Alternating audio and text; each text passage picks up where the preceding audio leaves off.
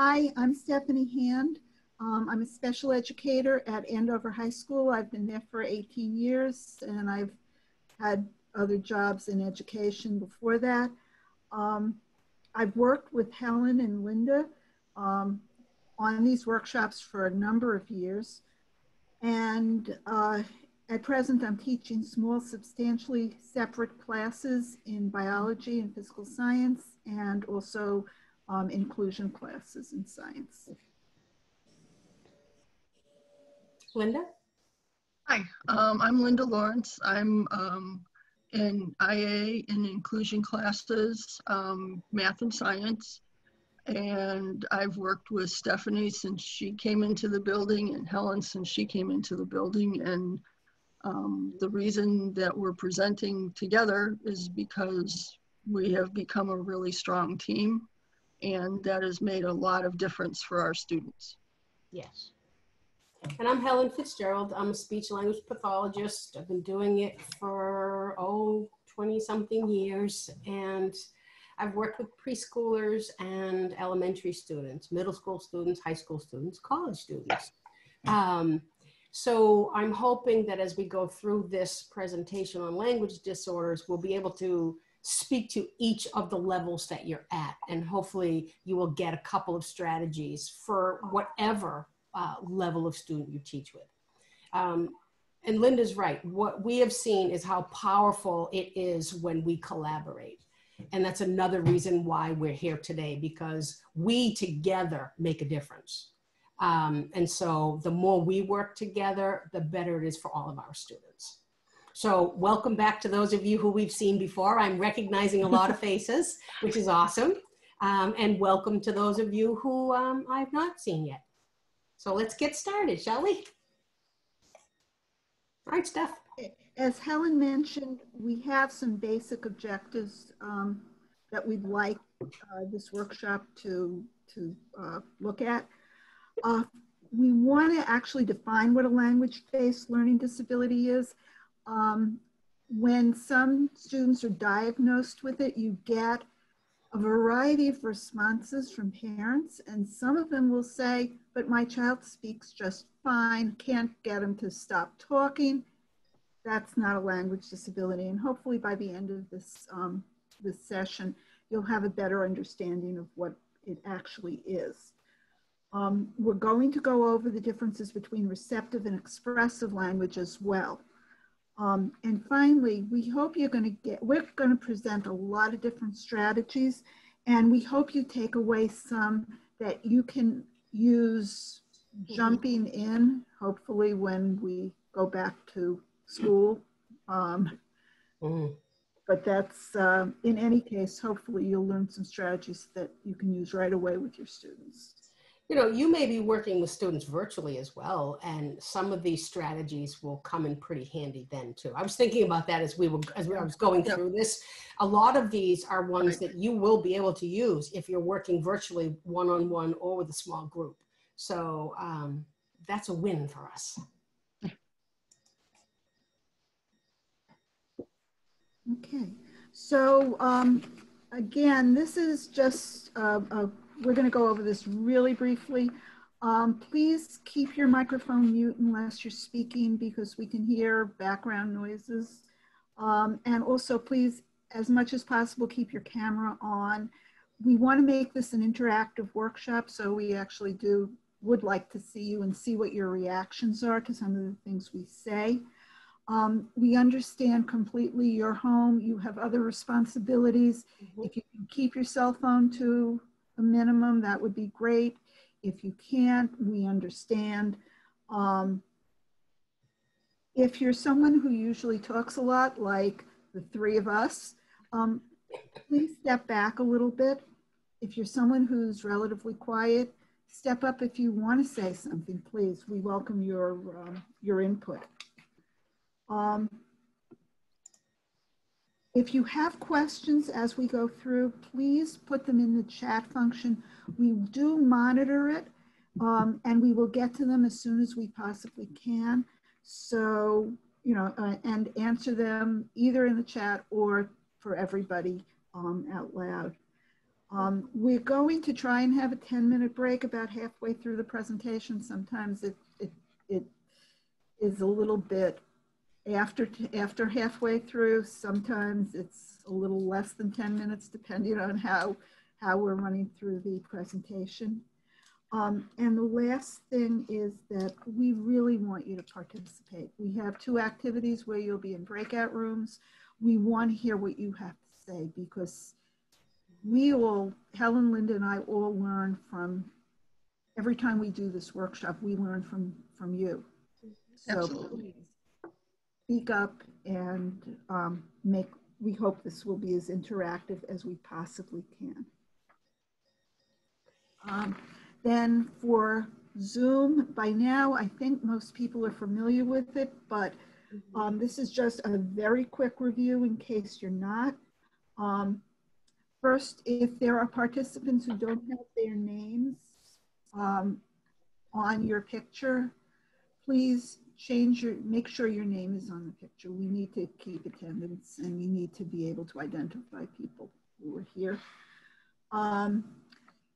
In order to raise your hand, in the bottom of the toolbar, go to the participants, find your name, click more, and then there'll be a raise your hand icon that we can see. For the chat box, please go again to the more button on the bottom toolbar, click chat, type in whatever you want to say, and please don't forget to hit enter, which is what I do half the time. I forget, and then I'm wondering why no one has responded to it. Okay, in the participants function on the bottom toolbar, there's also a yes, no button. If you want us to go faster, to go slower, that's there as well. If there's something you want to like or dislike, or if you feel like you need a break, there's a section for that, again, in the participants toolbar.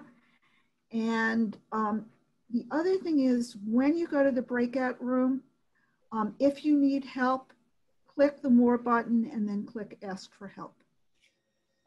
So that's the thing from Zoom. And if you have any questions, again, I see one in the chat already from Rosa. And yes, you will be getting a certificate. I'm not sure if it's at the end of the meeting or if it'll be after the whole series is over. That's a question for MTA, but you will be getting a certificate for attending this meeting. So Rosa, thank you for asking.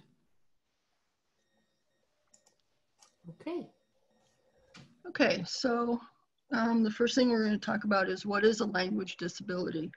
And we've got a definition of a significant deficit learning to talk, understand, or use any aspect of language appropriately. So really what we want to think about is that this is going to impact every aspect of someone's life, their academic life, their social life, how they interact in the community. And we'll be talking more about that as we go. Also keep in mind that from this, we're going to give you a couple of different definitions here. And with this one, what I like about it is the fact that it talks about that you can have trouble learning or using or understanding language in one environment, but not necessarily in another. So just like Stephanie was saying, sometimes in conversation, students are just fine with their language, but then they get into the classroom and things really start to fall apart for them. So we have to remember that this can often be relative to the environment they're in. It also can change as students get older. So when they're in the elementary school and there's a lot of structure and routine and support, they seem like they're doing fine. And then we say, yay, they're all good. And then they move into another level. And all of a sudden, things are more complex, more abstract. The environment is different. And then the students may start to struggle again.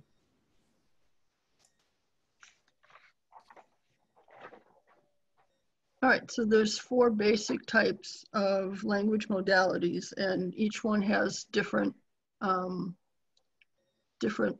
weaknesses, different deficits. So in expressive, speaking and writing, the language tends to be simpler, short sentences, limited complexity. They have trouble synthesizing ideas and putting sentences together. Really limited variety, vagueness, not understanding how to use words. Receptive is understanding, listening, and reading. So for receptive, kids can have difficulty following directions. So you don't want to give multi-step directions. Short-term retention is a big problem. Similar sounding words is a big problem. So repeating back information is always a good strategy.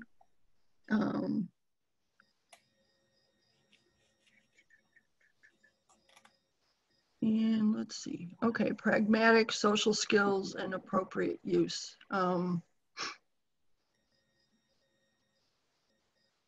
Just knowing where and when to, pragmatics really is about knowing what to say in a given situation, right? So you probably talk very different to your husband and children than you do to say your principal, right? Or your children's teacher. So, and you know the difference. So that's our pragmatic language. Yeah, I know I do. Yeah. And then nonverbal communication. We know, unfortunately, we're not going to be able to spend a lot of time on this today. This is our fun one, but I think, does everyone know what this means?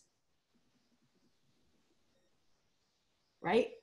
So that is nonverbal communication, right? There are lots of different ways we use our faces and our bodies to talk. So really, we just want you to understand that when we're talking about language, we could be talking about any of these four pieces, whether we're expressing ourselves or trying to understand or expressing ourselves non-verbally. So it's really what we want you to know about this one. Linda, do you want to talk about the secondary factors? So the secondary factors, one of the, and these are all big, short-term memory. So in a classroom, you may read something to someone, ask them a question, and they don't have that. Right. You've just gone over it, and in their short-term memory just can't hold it. So we're going to have some strategies for that. Executive function. Can they organize? How well can they retain? You know, but really with the organization. And then attention. Sometimes for some of these kids, just getting your words is all the energy that they have. And they are giving you as much attention as they can, but they can't hold the thought and the words at the same time. Metacognition and metalinguistics. So the smaller pieces of putting things together. Yeah.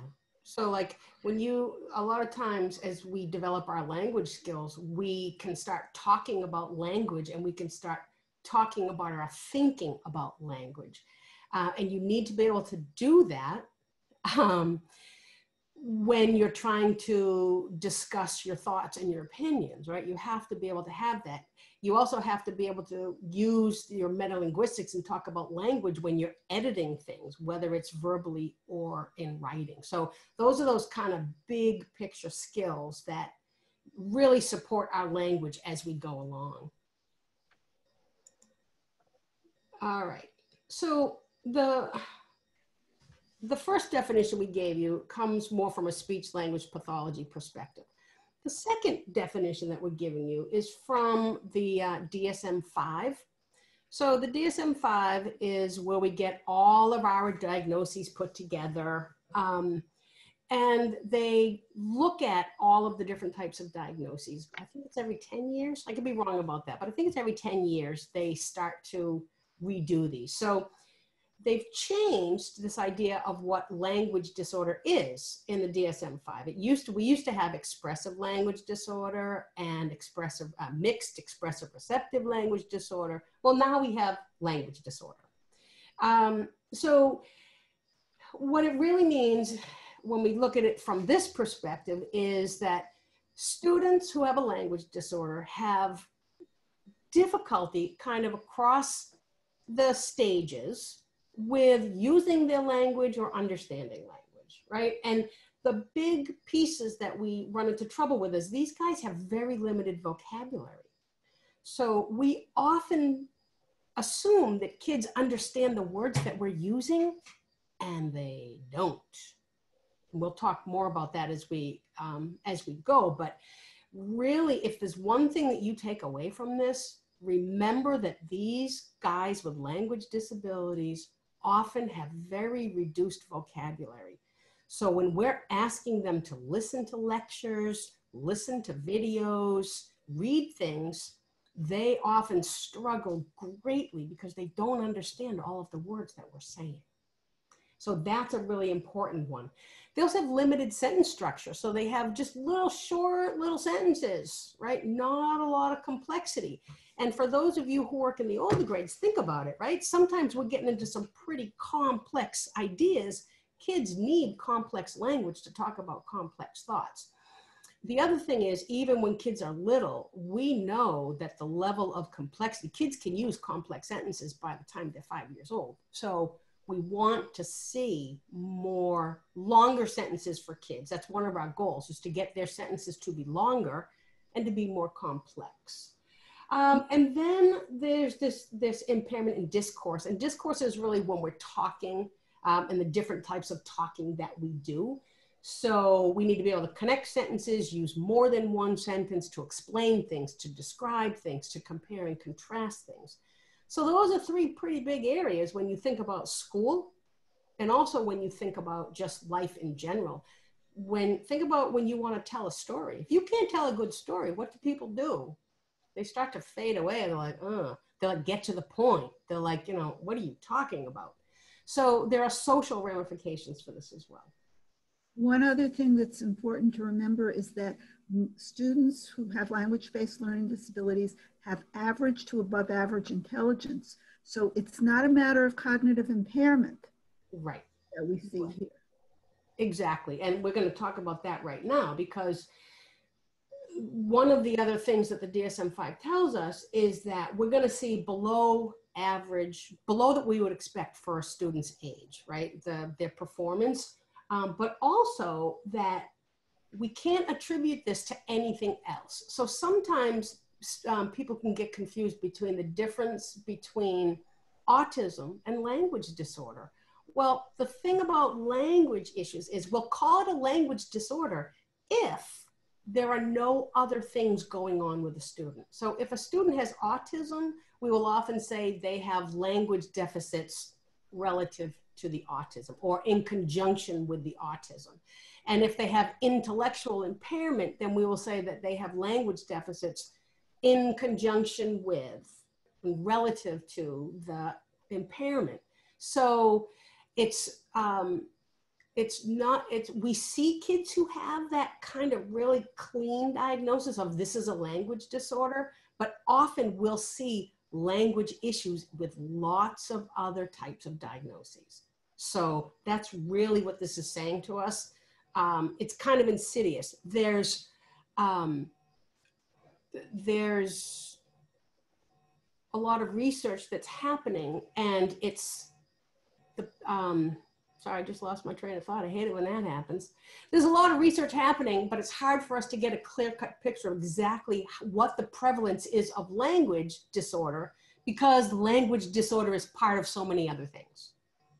But it's more prevalent than autism, I will tell you that, but people seem to know less about it. All right, let's see. Okay, so when we look at this, we talked about these categories, expressive, receptive, pragmatic, and nonverbal, right? Well, we kind of break it into categories so we can talk about it and work with it. But really what I want you to know is they're all mixed together, man. You know, like we put them all together and one often affects the other. All of our skills work together synergistically. So we need to kind of break it up so we can talk about it and understand it. But really, we're often going to see if you have receptive language issues, it's going to impact your expressive language. And if you have expressive language issues, there's going to be some sort of impact in how you're understanding. So all of these pieces work together. Now, I don't know if you've noticed, I tend to use a lot of gestures and hand things, right? That's all of the pieces working together, right? My expressive, my receptive, what I'm understanding, my nonverbal, all part of it.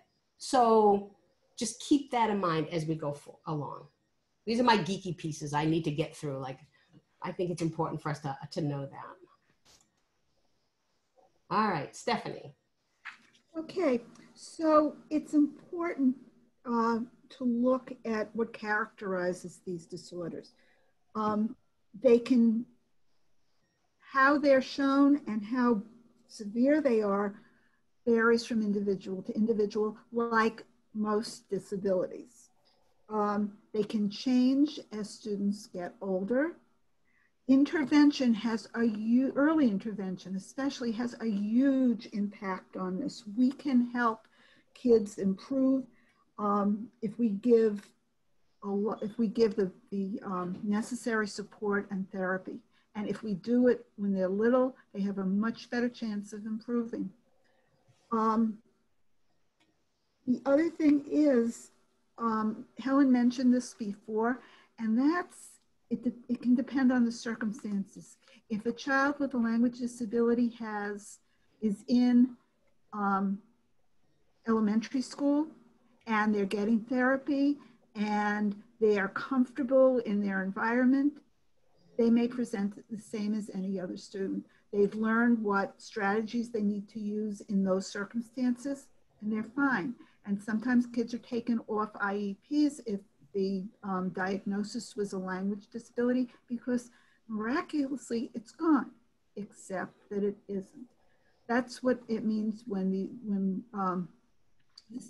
these disabilities go underground. And then the child goes into middle school and things are different and the pressures are different and the expectations are different. And all of a sudden the strategies don't work as well and the language disability is back. Well, it's not back, it never went away. So again, it's important to realize that. Linda B, a little while ago in the chat room, said her son was in a language-based class, and that was the best thing that happened to him, and I totally agree. I've taught language-based classes, and the strategies that are used and the teachers who work in them have an understanding of what the disability actually means, and it makes a huge difference. So thanks for that comment, Linda. Okay, so how do things show? Word retrieval. You may notice that from me from time to time, because in word retrieval, you can't get the word out even though it's at the tip of your tongue. This is something that some of you may experience too as you get older. Definitely. You can say the word, but it's not quite right. Like saying, instead of saying hammer, you say jammer, which sometimes happens to me as well. So again, please bear in mind, this isn't, for me, it's not a language disability, it's a function of age. But as a result, this speech is limited. Sentences, as Helen has said before and Linda has said, they're short, the complexity is limited. There are a lot of ums and likes and you know, and again, it ends up with limited vocabulary. Vocabulary is huge when it comes to kids with language-based learning disabilities, which is why we have a whole bunch of strategies towards the end of the presentation for you to work with your students on. So think about it. You're a kid with all of these great ideas. You understand what's going on. That's not the issue, but you can't get it out. You don't have the language, or you don't have the language to express it. And Helen has a really good example of this. It's like having 2 broken legs and you're told to run a race. Yeah. Not going to happen. And Tammy, so your daughter has experienced this as well, right? It can be pretty frustrating. Do you want to speak to that a little bit for us?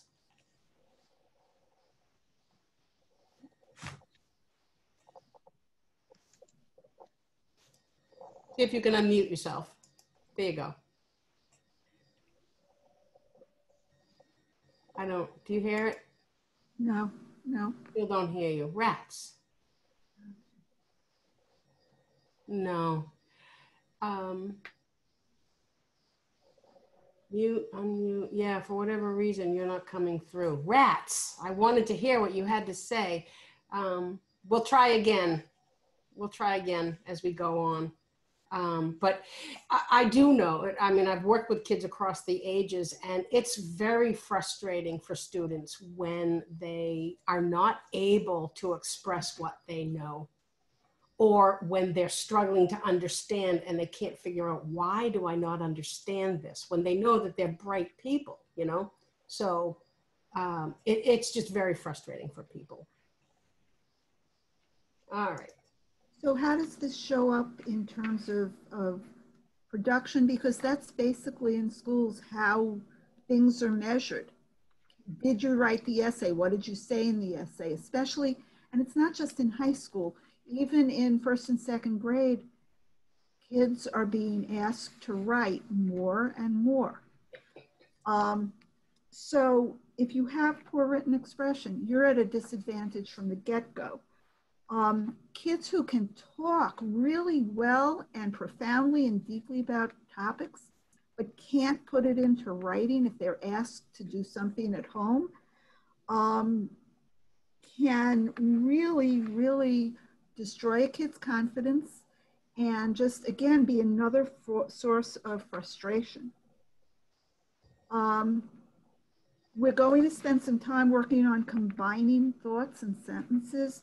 And this is an activity, again, you can do remotely. It's there. This is really important, and it makes a difference.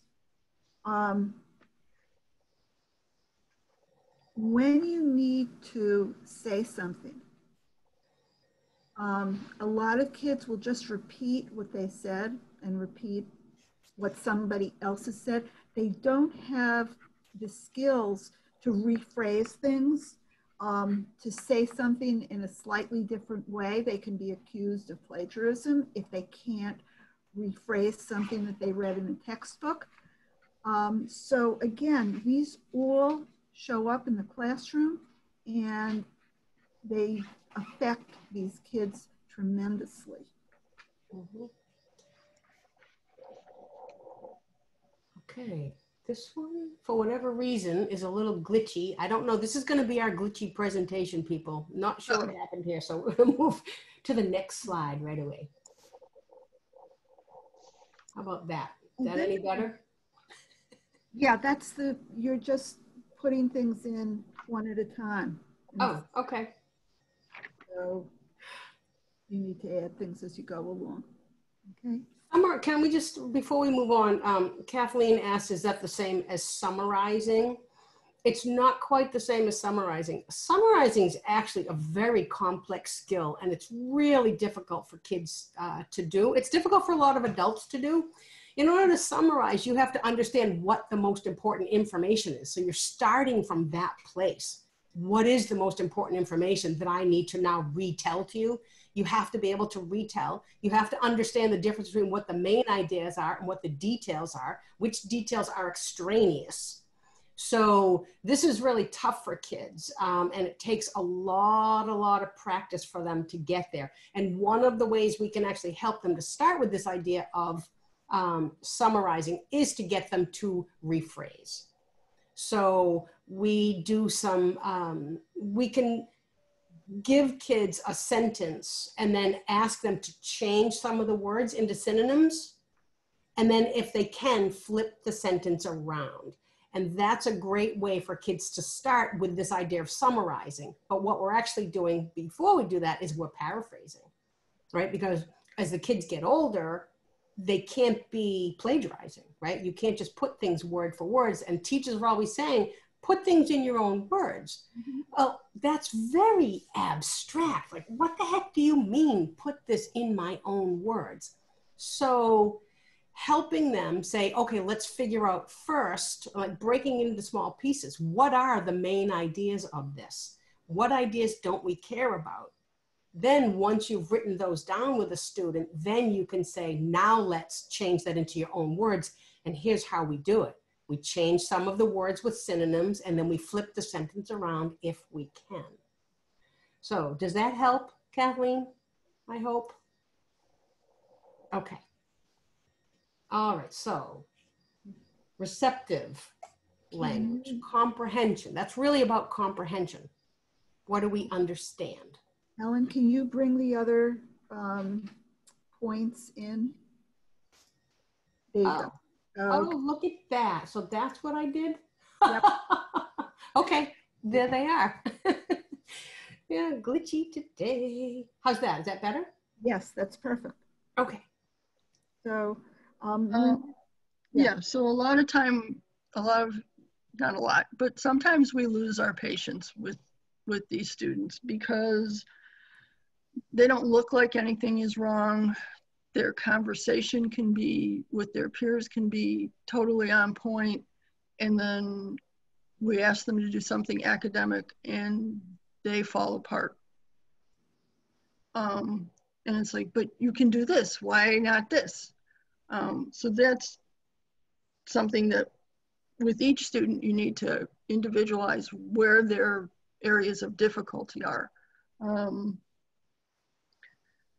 This also can cause them a lot of anxiety because they know what's expected of them. They're looking around the classroom, they're looking at their peers, and then they're not able to perform in the same way. So this can cause them anxiety, which can even lead to depression. So getting to know each student individually and where they need help is going to be really critical. They will often get in trouble.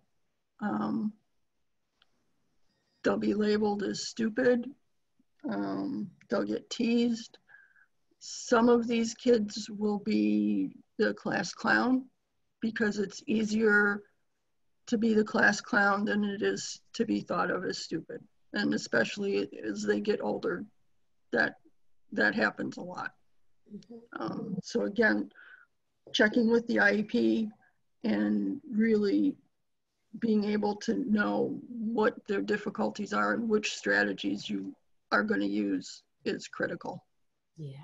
I just like to add to that for a lot of these guys, sometimes you'll know that it's receptive language if the teacher gives directions and this is the student who's now looking around to see what everybody else is doing because they don't know what they're supposed to do. And rather than have to say, gee, I don't know, gee, I didn't understand, they start looking around like, oh, okay, what do I do? And they start looking at everyone to see if they can figure it out. So a lot of times when people have a receptive language difficulty, they know they're supposed to answer. So they're not having pragmatic difficulties, right? So they understand that in the situation, the teacher wants them to do something and they're supposed to do something back. But they don't know what they're supposed to do. So that mismatch can also cause them to feel pretty anxious. I'd like to add one other thing as well. Yeah. When it comes to differentiating speech sounds with receptive difficulties, if words sound the same, if words sound similar, they may sound the same to someone who's having difficulty with receptive language. So if you are at the high school level, for example, we teach the words hypotonic and hypertonic for solutions. Well, they sound a lot alike. They look a lot alike, but they're different. And kids with language issues who want to also not appear to be stupid will just go, yeah, I get it, I understand. When in fact, they confuse it, and that comes out on a test, and then they do poorly, and then they feel terrible, even though they've studied.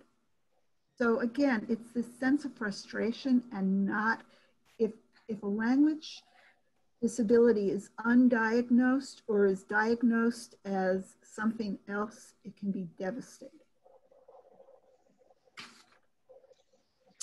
Okay, next. What the heck did I do here? Is that everything? I think that's everything for that one. That's good. Yep. Okay, so for these guys, sometimes it's just too difficult to listen for extended periods of time, and the student will stop attending. Again, it takes a lot of effort for them to just listen and to incorporate the ideas that are going in. So they will stop. They will just stop attending. They will tend to shut down. Many of our students will say it's like listening to a foreign language, or after a while, the teacher becomes just like the adults in Charlie Brown, ba, ba, ba, ba, ba, ba, ba. And they are not able to focus and get through that language when it's receptive. This leads to difficulty responding or answering questions. If they're not able to intake the information, they're not able to provide output for that. They also tend to perseverate. They get some phrases or sentences that work in a lot of situations, and they'll just stick with those rather than show that they're not understanding what's going on. It's a good cover. Again, as they get older, material gets more complex. They will reach a point where they can't do that. They can't understand it all. Inferences and predictions.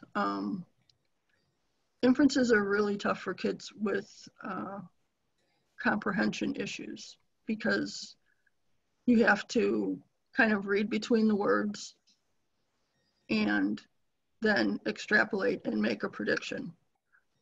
So that if you can't summarize, if you can't paraphrase, this is going to be really tough. And almost all of these kids need extra time processing. Yeah. Another point to remember is that by the end of the day, these kids are exhausted. They have been using their cognitive ability for 6 to 7 hours. And if you have a kid the last hour of the day and they're inattentive or staring out the window or just have their head down on the desk, it's because they're exhausted from the effort. It's definitely. I want to just field a couple of questions here. Someone was talking about who makes a diagnosis for language disorder. Speech language pathologists make the diagnosis for language disorder. Neuropsychologists can also make the diagnosis. We see that often as well. Sometimes we see school psychologists who will make the diagnosis, but typically if they're in the school, they will defer to the speech pathologist to do more in-depth testing, but we often work closely, school psychologists and speech pathologists. So a number of people can make that diagnosis. So I did want to just put that in.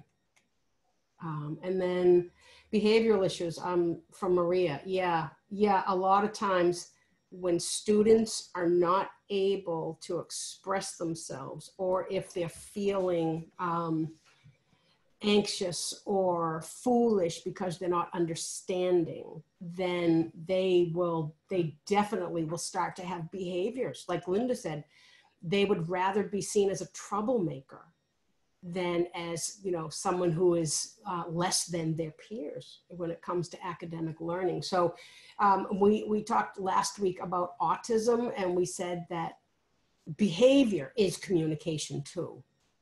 And so for these guys, a lot of times we will start to see them acting out with behaviors when they don't have the language that they need. Okay. So are we ready to move on to the next one? We've touched on a lot of the impact in the classroom, but again,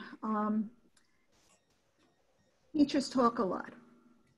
Sometimes they talk too much, and sometimes their language is too complex or has a necessary degree of complexity, but the student with a language disability will only get a fraction of it. Sometimes, again, these are all what teachers do, and this is, again, what you could really be helpful and be on the lookout for your students, and also maybe tactfully remind the teacher of these things. But if student gets multiple choice questions orally, the only thing that they're going to remember is the last choice. Most students with language learning disabilities need extended time to answer a question. But again, a lot of teachers will go around the room, ask the question, and if the answer doesn't come immediately, they'll go to another kid, or they'll say, Johnny, can you help Fred out? And again, this is, teachers can assume that the students don't know the answer when in fact they need a little more time to get the answer out. Yeah. Again, there's a sense of being unforgiving to this student. If you don't know the answer right away, then you obviously, if you can't answer a question right away, then you obviously don't know the answer, because we want our communication to be quick and efficient, and we do not have a lot of patience for kids who are slower. Right. The other thing is, very often teachers equate rapidity of thought with intelligence. And for kids who have language-based learning disabilities, they are intelligent people. They just need a little more time. They understand the concepts, but very often they're made to feel that they don't get it because they can't do it as quickly. So when you're working with your students, one of the things that you can do for them is give them the gift of a little time. Mm-hmm. Give them time to answer. And it can feel very funny to start, but even just counting, even 10 seconds can make a huge difference to a student. The other thing is, I would also suggest that if you can run interference with the teachers and say, you know, he just needs a little bit more time. If you notice that the teacher's very quick, and you can say to a teacher on the side, you know, you speak pretty quickly, and it's really hard for these guys to understand when it comes in that fast. Or you can say something like, you know, if you can just give him a few minutes before answering, before he answers, that would be very helpful. Some teachers will be very amenable to that. Some will not.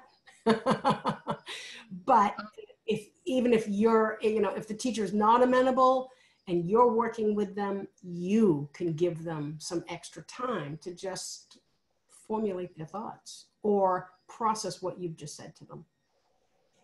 Sometimes, depending on the teacher that you're working with, if you have a good relationship and they tend to really speak rapidly and repeat themselves a lot and just give too much information, if you can have a conversation with them about slowing down, it's not only going to benefit the language-based kids, it's going to benefit everybody in the classroom.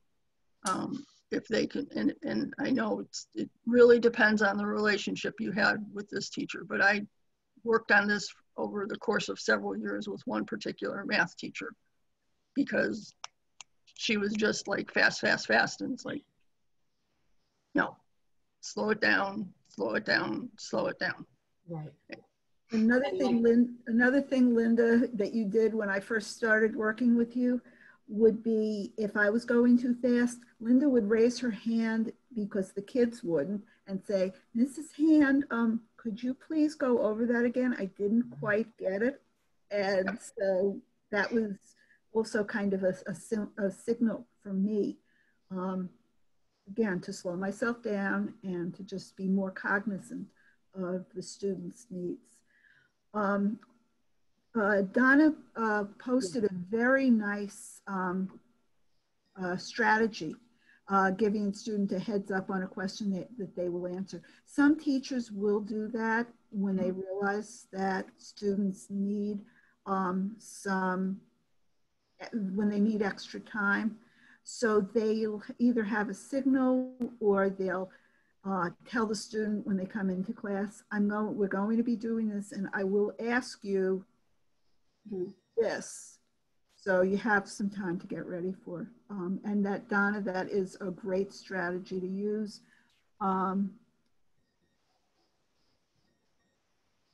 Yeah, that's, and Waltina also had another nice strategy as well, using a note card for time to think.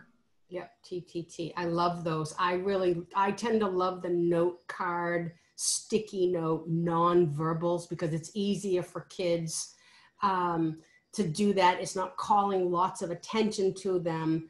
And if the teacher's really good, they're giving everyone that card so that everyone has that option, not just our student with the slow processing issue or the language disability. So yeah, I really like those, because it takes the struggle away from someone who might not even in that moment be able to say, I just need time to think. So that's a great one. Okay. Okay, so so one of the things, again, that teachers often do is ask a student to explain a relationship. And then the students may understand the relationships, but don't have the complex language to express what they know.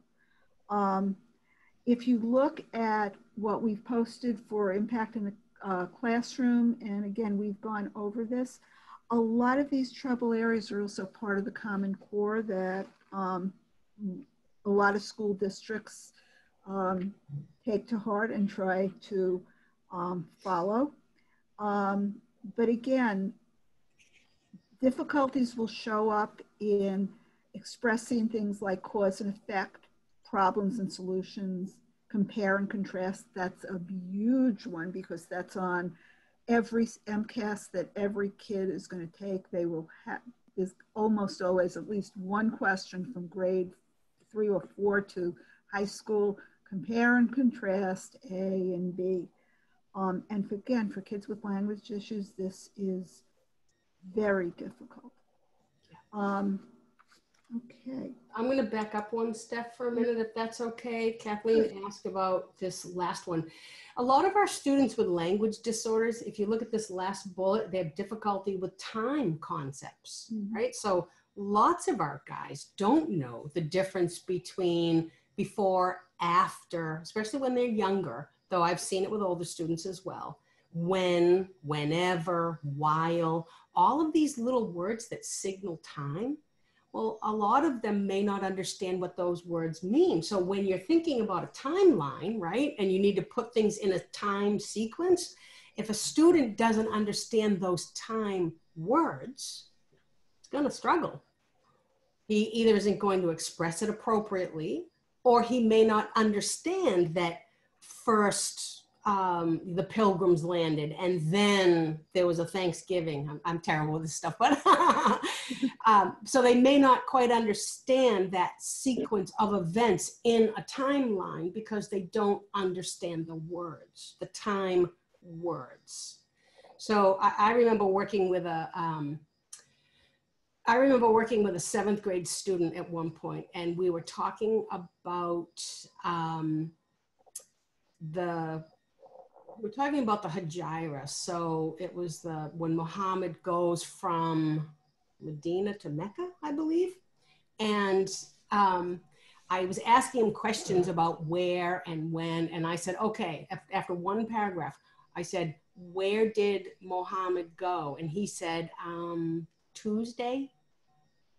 So he did not understand those words. He didn't quite understand the where meant a place, and he gave me a time word. So that's what I kind of mean by these, the temporal concepts can really get in their way if they don't understand those time words. Okay, so we talked about that one. All right. Okay, so what does this end up? Again, in the classroom, we'll see responses that don't answer the question or go round about the question. Students won't respond. They won't write responses. They won't oral. They have difficulty when it comes to written responses. Speaking to what Helen just said about timelines, they'll give responses that have the wrong tense. So something that happened in the past, they may describe it as happening in the future. We talked about stumbling through words, using fillers, using empty phrases. I had a student who would start almost every response with, well, as we all know, or as we have seen. And that gave him a chance at least to start to formulate a response. But a lot of the other kids in class just thought it was rather effective. Again, we talked about not being able to restate what they've learned or retelling narratives and omitting small words. And all of this, the main impact is they can't necessarily access the curriculum or show that they've accessed the curriculum. They have a level of frustration that is huge. They can be completely inattentive, again, not because they don't want to learn, but because they're exhausted.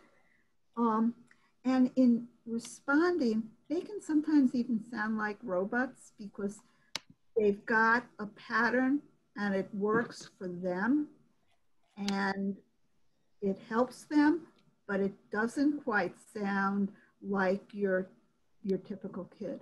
Right. So the impact in the classroom of a language-based learning disability is huge. Yeah.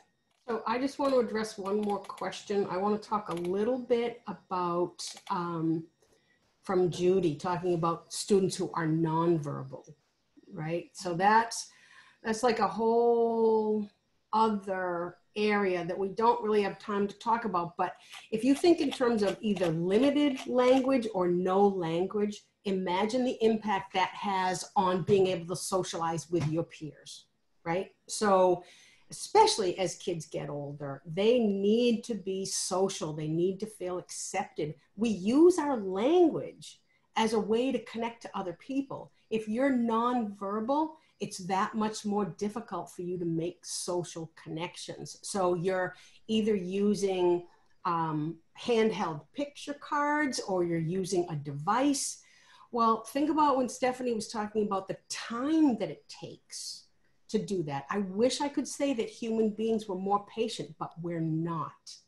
If you ever want to give yourself a little idea of what this is like, try speaking to someone, but leave like 3 or 4 seconds in between each word and try to do that for 5 minutes. It is incredibly frustrating. For a while when I was working with nonverbal students, I would take home devices to make sure that they were working for our students. And I would try to have conversations with my husband and my children. Very, very, very frustrating, because your brain is going and you know what you want to say, but you have to go like this and like this and like this, shift to another level of the screen, the device, then push enter. It's very frustrating, and it can be very complex. For a lot of our students, when they're nonverbal, or if they are nonverbal and they have intellectual disabilities, they may not be able to go through the layers of an AAC device, so an alternative augmentative communication device. So it is really, really hard to socialize when you don't have language skills. If you're nonverbal or limited in your verbal expression, you can't tell a good story. Think about last time you were at a party. What did you do? You tell stories, you tell things that happen in your life, you give thoughts about what is happening, you know, what another person did, what they said, what's going on in the world. When you have limited language, you can't do that. And when you're nonverbal, a lot of times people try to talk for you, and they assume, they make assumptions and just try to be like, oh, this is what you mean, or this is what you mean. Very frustrating. When I'm working with a student like that, I will say, I think this is what you mean. Am I accurate? And that is, that's, I feel, is a much more respectful way, because it lets my student know that I'm not sure of their message. And I'm going to try to present it and rephrase it in a way that makes, that I think it's supposed to be. But then if I'm not saying what if I'm not representing what you're trying to say to me, tell me. So, and as you develop relationships with your students, that you'll certainly be able to use that as a strategy. I think you mean this, is that accurate? So use that. And even with little kids, do you mean this? Am I right? Am I wrong? Oh, let's try again. So you can, you know, build a partnership and help them build the language together. Selective mutism. Selective mutism falls, Patricia, thank you for that question. Speech language pathologists can work with students with selective mutism, but selective mutism right now falls under the umbrella of anxiety. So psychologists, social workers often use with our students with selective mutism. These students mostly have language, but for lots of different reasons, they're not able to use it. So this is different from someone with a language disorder who's developmentally not gaining the structures that they need. Does that answer the question, I hope? Okay. So that is pretty much all of the theoretical stuff we want you to know, kind of the characteristics about language disorder. And now we want to start moving into what you can actually do about it. So, is that the one I'm on? Why is that doing that to me? Hold on, why am I all glitchy here? All right, so I want you to think about, for younger kids, this idea of being able to help them increase the level of language that they use. And the way we do this for little guys is we use this thing called indirect language stimulation. Now, these are evidence-based strategies, which are fabulous for us. We know that they work. We know that these are great strategies for paraprofessionals to use when they're working with little kids. So I want to explain them to you. And when I do, you're going to be like, oh, I do that. I do that already. But I want you to really understand that this makes a huge difference. We know that these strategies help kids to increase the level, the number of words that they use and the complexity of the language that they use. So these are— It also validates the fact that you guys do know what you're doing. Yes. Yes, exactly. So modeling, just giving kids models. When students are little, we might only be monitoring sentences that have 3 or 4 words. The ball is big. The house is big. The elephant is big. We say it again and again and again, and we model for our students what we want them to say. So we let them hear it over and over and over again. And then at a certain point, we might say to them, oh, your turn, you try. You don't ever want to put too much pressure on a student to express themselves, but every once in a while, throwing one of those in to see if they can imitate you. Okay, let's play a game. I say it, you copy me. Those are some fun things to do with kids. So, but the model is really important. So modeling is the first strategy that you should always be using. What you want for your students to say. I use this with older students as well, because I find it to just be very effective. Oh, let's try it this way, and give them the model. This is not cheating for students who have a language disability. This is helping them understand how things should be presented. Expanding, well, actually, I probably should have put our recasting first, but when you're expanding language for a student, the student might say the ball, and you would say, yes, the big ball, the big blue ball, right? So you will add to the sentence, or you might, if they say big blue ball, you might say, yes, the ball is blue. So you give them the correct form of what we want them to say. This is really, really, again, important and evidence-based for our students. So you just want to make that sentence the correct sentence and just a little bit bigger. If a student says to you, blue ball, you don't say, oh, yes, that ball is very big because we blew it up at 3:30 this morning, right? That's too much language for a student. So when we're expanding, you just want to expand a little bit, because that helps them move to the next place that they need to be. So if they say sad, you might say, oh, the kitty is sad. You know, if they say kitty sad, you might say, oh, the kitty is sad today. And just a little bit bigger, and it helps them. And when we're recasting, we're changing the language a little bit so that we might add a little bit more information in. Okay, so we might say, if the student says, let me see, why do I stink at this? I should have this written down. If we say if the student says to us, hungry, we might say, oh, you are hungry for lunch. And just adding in a little bit more information. So you're adding more information instead of just making the sentence bigger from what they said before. If they said red apple, you might say, yes, it's a round red apple. So you're adding in a little bit more information. And with our older students, again, I will use this and I'll add in some more information. So if we're talking about, you know, Napoleon and he crossed a mountain, we might add in the information about what the mountain was or what country he went into. So you just add a little bit more information for the students as we go forward. And these, again, will help our students learn to use the language. And you guys can do this. And I would suggest that if you're working with particularly with littler kids, that you talk to the speech language pathologist and ask them for some ways, some concepts that you can work on while you're working with your students. Okay, next one.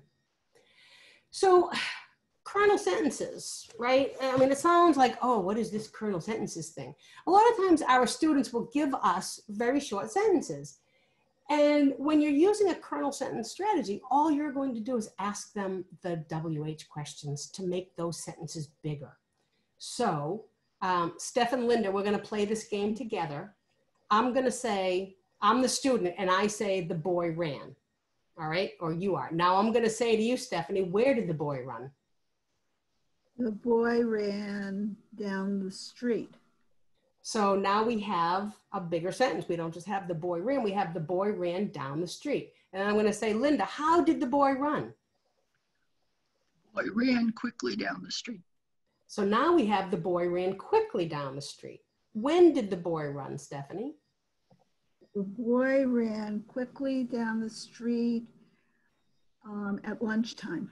The boy ran quickly down the street at lunchtime. And then finally, why did the boy run, Linda?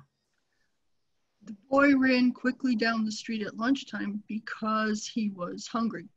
There you go. So you can have a student start with the boy ran and just ask them some questions, help them fill it in. And you go from the boy ran to the boy ran quickly down the street at lunchtime because he was hungry, right? And all of a sudden you've got this nice, complex sentence for our students. Sentence composing is a nice strategy because basically when you do sentence composing, you give the kids the model and then they copy that. So if you're just getting a student to use the word because, you would just start modeling that. Napoleon crossed the mountain because he wanted to invade. And you give them that model and you let the kids copy it. So I don't think I'm explaining that one really well. And as I'm thinking about this right now, I don't know that it lends itself really well to this venue. So I don't think I'm going to talk more about that right now because I don't have a lot of examples to give you right now that I think work in this kind of virtual setting. So I want to talk about sentence combining.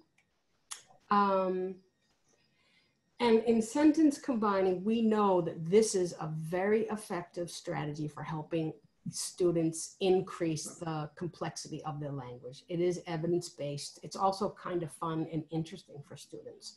So when we're having kids combine sentences, we give them little short sentences based on whatever the content they're working on is, and then we have them put it together into one sentence.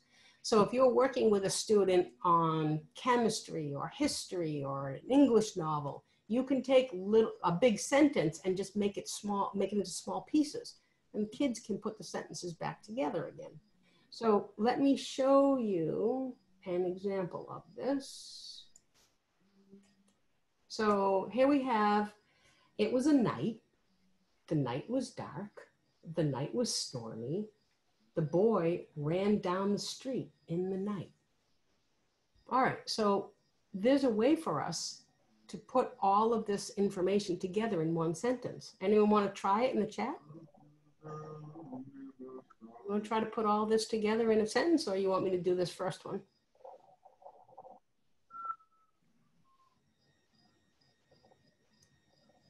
You could say something like, well, I'll give you a minute and see if anyone wants to put anything in the chat. How would we put all of these sentences together? The boy ran down the street on a dark and stormy night. Excellent. Yes, excellent. That's the perfect way to do it. Yeah. Or let's see, any other way we could say it? Yep. It was a dark and stormy night as the boy ran down the street. Okay, there you go. So one of the nice things about this strategy is that instead of just teaching kids about grammar, you know, like blah, blah, blah, put these things together, use conjunctions, use subordinated conjunctions. Instead, kids are working with content and they really have to think about how these ideas are related. And if you're working with a small group and they will have different ways of putting it, like the last one that was posted, the boy ran down the street in the dark during a stormy night. You've got clauses, you've got all the information, and they're all different. Right, right. All right, so. We're gonna go into the breakout room and I'm gonna post the instructions because they may not show up and then they should carry over to the breakout room. So we are going to give you 2 different scenarios. You'll have about 10 minutes. We'd like you to combine the sentences. There are 2 different scenarios. One would be more for elementary school. The other would be more for middle and high school. The second one is based on the book of Mice and Men. So you might recognize it. And what we'd like you to do is After you've each combined the sentences to one complete sentence, compare them. How are they the same? How are they different? And then pick one person to act as a spokesperson for your group to explain what you did. Okay? So just since we're talking about language right now, could someone just repeat back to me what it is you're going to do? This is another strategy that we can use with students, is just ask more than one person. If you're working with a group, just ask a person, okay, can you just repeat back what we're supposed to do? Because that gives you a really good idea of if kids actually understood what you want them to do or not. So can someone in our group tell me what it is we want you to do in the breakout rooms?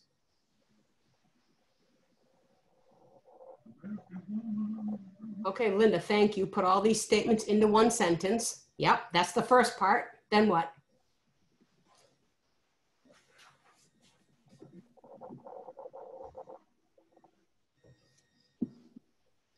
Each person will combine the sentences. Oh, compare and contrast. Yes, thank you, Waltina. Yep.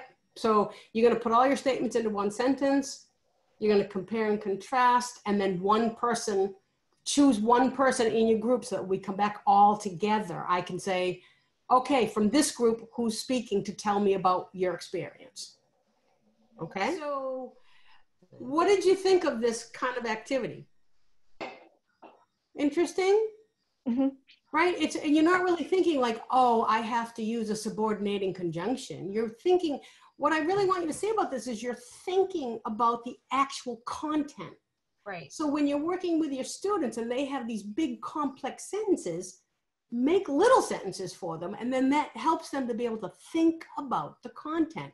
And then you can help them put this back together. So I will ask for a couple of volunteers. If anyone has a burning desire to talk about what happened in their group. If I don't have any volunteers, then I will volunteer 2 people, and we'll just get 2 groups worth of information so that we can move into other things. All right. So anyone have a burning desire? Kathleen Leiden, thank you. Thank you. Oh, it's not burning desire, but I'm just get it over with. Get it over. So I know that a thing that we came up with at the end for like the second one, because it was so involved and trying to find everything. And what we discovered was figuring out when George felt these emotions, kind of like how it showed up in our sentence. Okay. And that's what that was one thing that we noticed. So how did you handle it? Because you're right. You had to think about where these pieces fit. And remember earlier when I was talking about how receptive, expressive, and all of our pieces of language go together? This is where it's all coming together, right? Like, gee, word meaning, but where do I place them in the sentence? Right. So what'd you come up with? Oh, were we supposed to come up with the final, which one is right? Because we were like, oh yeah, that's great. No, that's great. Totally, that worked out totally fine, depending. Right. We're all in agreement with each other. Okay. Just one sentence. What had the sentence come out?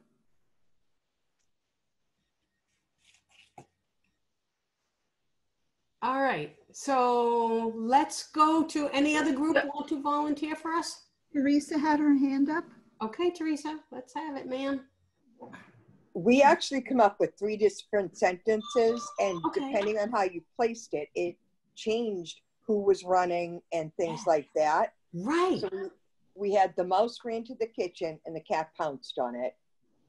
The cat ran to the kitchen and pounced on the mouse. Yeah.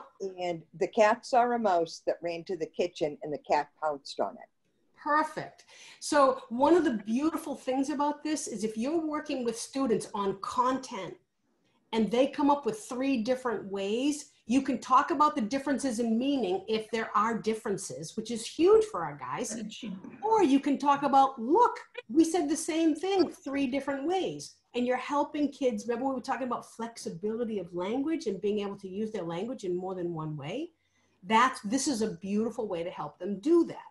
So if we're working with small groups, you've got some really powerful tools here to help them understand that the way they put words together changes meaning, or that you can say things in more than one way, right? So those are fabulous. So thank you very much, Teresa.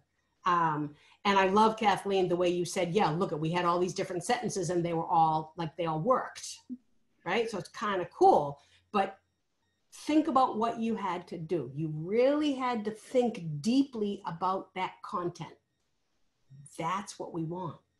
That's what we want for these guys. Not for them to be thinking, oh, they're making me do another grammar thing, right? This is a way for us to help them increase their expressive language in that way. And it helps with receptive language because you've broken it into little chunks for them. Okay, I promised them I wouldn't talk too long, but here I go, right? Just so you know, we have about 20 minutes left, and there's a lot of information that we put in knowing that we weren't going to get to it because we always run out of time, but it is all in your PowerPoint. If you have any questions about it, you have our emails, so you can email us about it. So please, if we don't get to anything and you want more information, let us know. Right, we are here. Mm-hmm. All right, Linda. So facilitating receptive language, reduce your rate of speech. This is something that I learned from Helen. Speaking slowly, deliberately, reducing your volume. It makes it more comfortable for the student to understand and to focus on what you're saying. It feels very artificial when you start. It's very hard. It was very hard for me to get used to doing this. But when you're watching your students and you see the results, that they can get what you're saying when you're slowing down and limiting the amount of information you're presenting them, it just becomes a really powerful tool. So your voice is a more powerful tool than you realize. Mm-hmm. Visual supports are very important. They can go along with your conversation. And then it just, again, it's another reinforcer. You want to always be clear in your speech. And you want to be more concrete. So you want to avoid figurative language. You want to avoid idioms. Abbreviations and acronyms are really bad. When it comes down to abstract language, what do we tell kids all the time? Pay attention. Pay attention is really abstract. What does that look like? So instead of paying attention, what is it that you specifically want them to do? And that's where Helen gave me the strategy of slant. Do you want to explain slant? Sure. When you say slant, we're talking about specific behaviors that actually facilitate listening. So sit up, look at the speaker. So we have an S for sit up and sit forward. L is look at the speaker. So that means you have to track a speaker. Or lean in. What's that? Or lean in. Oh, lean in. Yep, lean in. Sorry, I forgot that one. A is pay attention. So make sure you're focusing, right? Like, so make sure that you are attending to whoever's speaking. N is nod your head. That's actually a social language and an expressive language function. When you nod your head, people know you're actually listening and that you are paying attention to them. And then the last one is track the speaker. Oh, track the speaker. So if someone is in front of the class, you're watching that person. If they move to the other side of the room, your head goes with them. Yeah. You know what? I think I told you the wrong one for A. A is ask questions. So sit up, lean forward, ask questions, nod your head, track the speaker. And for all the kids, we say take notes. So let me just repeat that for you one time. Sit up, lean forward, ask questions, nod your head, track the speaker, or take notes. So using any of those are just explicit behaviors for kids instead of saying pay attention. And then eventually when you're working with students, you can just say slant and Right. they'll get it. They'll know what to do.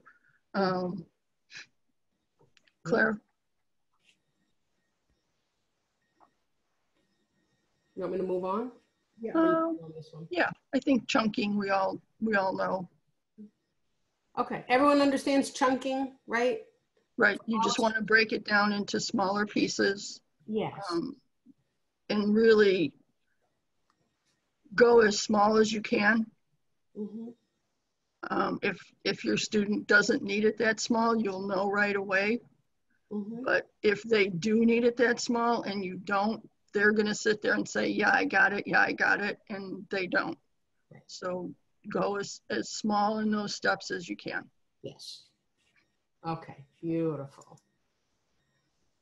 All right, what is that? Oh, be patient and Yes. just be careful of multiple meaning words for these guys. They might not understand. So as we start to talk about vocabulary again, the basic assumption you should be making is they're probably not going to understand a lot of the things that I'm saying. Okay.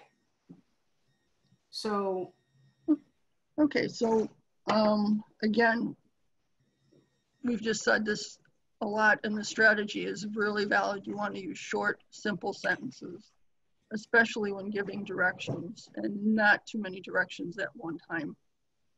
Repeat, repeat, repeat, repeat some more. They need to know a word, they need to know a fact, they need to know a sentence. It takes 12 times to know a word. That's for typically developing students, yeah. Yeah. And what we're hearing now for students with language disabilities, it can take up to 36 opportunities to work with a word before they understand it, before they really own it. 36 times, think about that. So maybe think about when kids were little, or when your kids were little and you read the same book over and over and over again, and it's making you crazy. These guys need that. They need to hear a word, see a word, use a word many, many times before it's embedded. Call attention and repeat key information. So this is where I take a lot of notes in class, and then we'll summarize my notes and give those to students as we go over them, just again to get to the core information and kind of winnowing down the extraneous parts that's hard for them. So the more that you can help them with that, the better it is. And have them repeat back. You know, like, I'm giving you a chunk of information. What did I just say? Right. You know, in their own words. So again, the paraphrasing is really a hard skill for them to learn, and the more time you can do that, the better it is for them. Yep. Yes. Teaching listening and self-advocacy skills. For all our kids, self-advocacy is critical. They need to be able to say that they need more time. They also need to be able to say it in a way that's socially appropriate. So those are things I would work on. Mm-hmm. Okay, we did this slide the next slide out of sequence, but that's basically the slant strategy, which I will post into the chat. But again, there are a variety of listening strategies. We like slant, but again, it's basically sitting up, looking at the teacher and tracking them, and maintaining your body calmly. And again, it's best to be a model and tell them when they're doing the right thing. So we'll move on to the self-advocacy again. This is something we stress, and we should be stressing for all ages, at all levels. Learning how to ask for repetition, ask for clarification, ask for a teacher to go slower. And this is something you can practice with them, and you can model it. Again, if you're asking a question because you know that your kids don't get it, but they're not willing to say so, if you model how to advocate and then encourage the students to do it themselves the next time, it's really effective and helpful. Okay, the next slide is an activity we planned, which we're going to skip. But if you think of words that have multiple meaning, if you think of a word as basically simple as run, there are a ton of meanings for the word run. And it's not just moving quickly from place to place. Right. So if kids with language disabilities have trouble, they'll know the one meaning and that's all, and they don't have the flexibility to understand multiple meanings.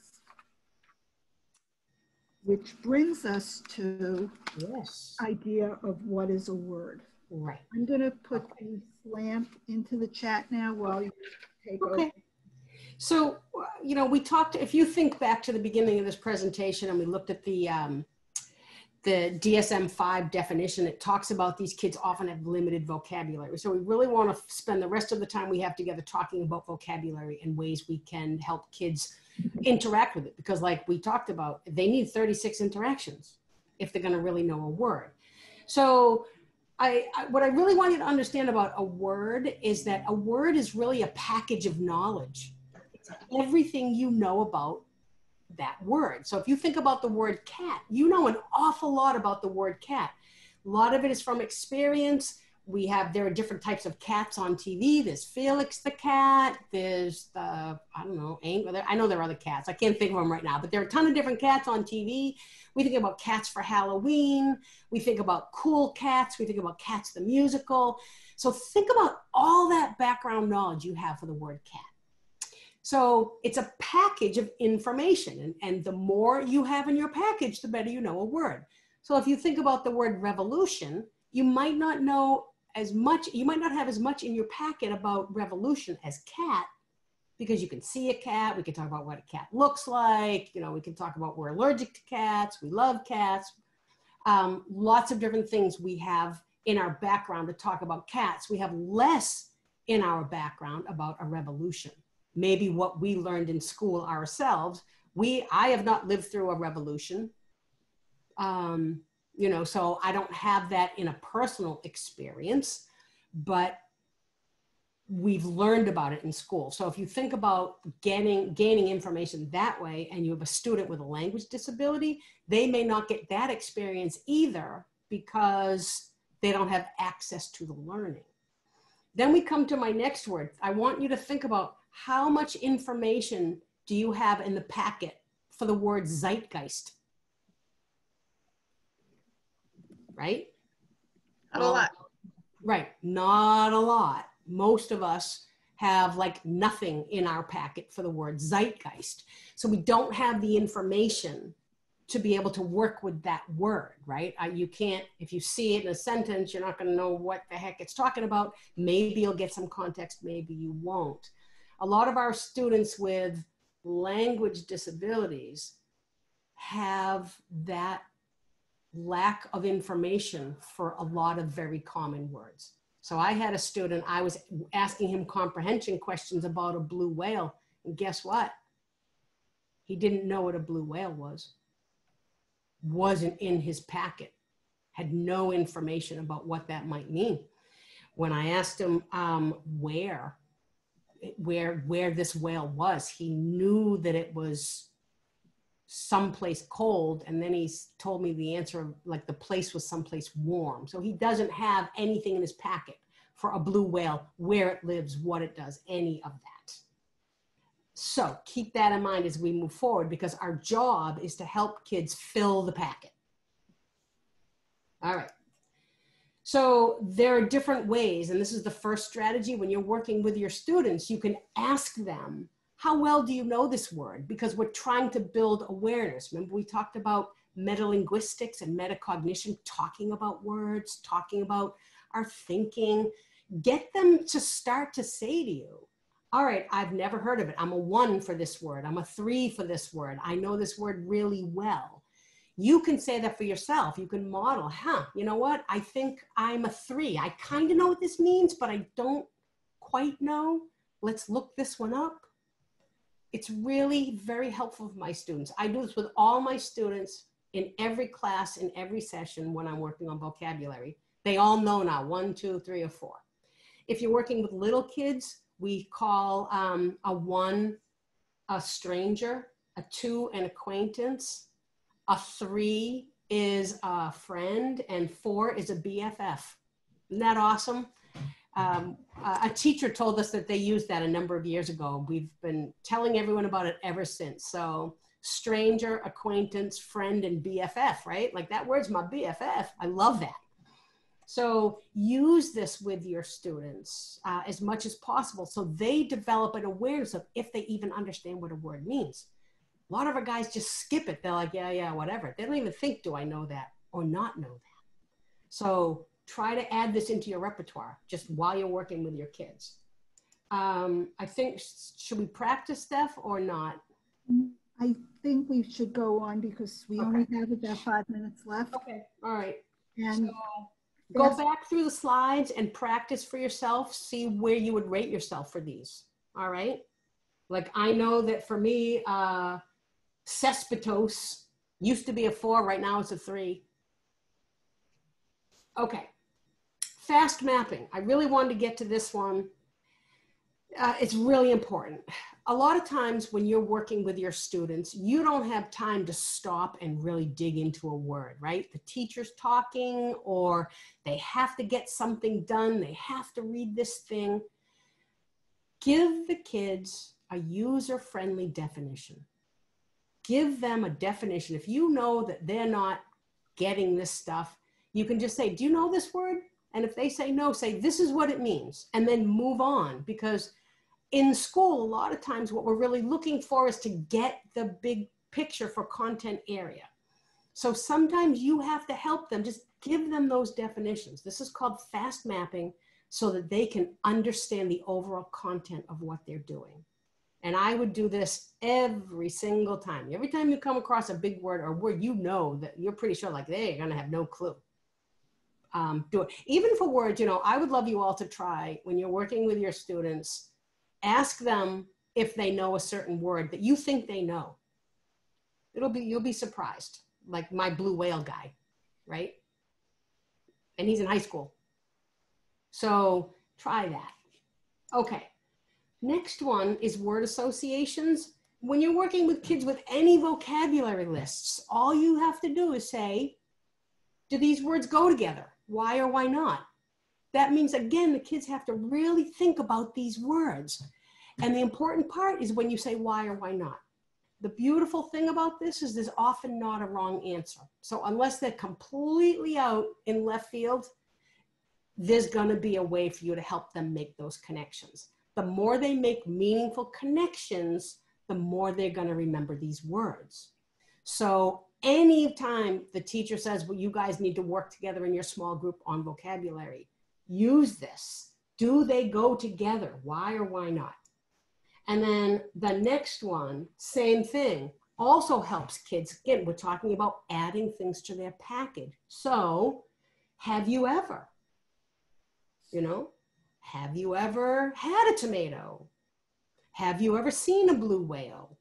Describe a time you saw a blue whale. And someone might say, I saw a blue whale on a TV show. And someone might say, I was on a whale watch. And someone might say, I've never seen one, but I've seen a picture. So it's a way to help kids make these connections. So, and I call these the kind of quick and dirties, right? You can use these anywhere.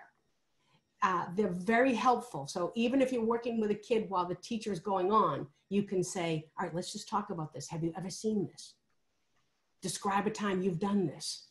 And then that'll give the kid some of the knowledge he needs to be able to jump back into whatever the teacher is talking about.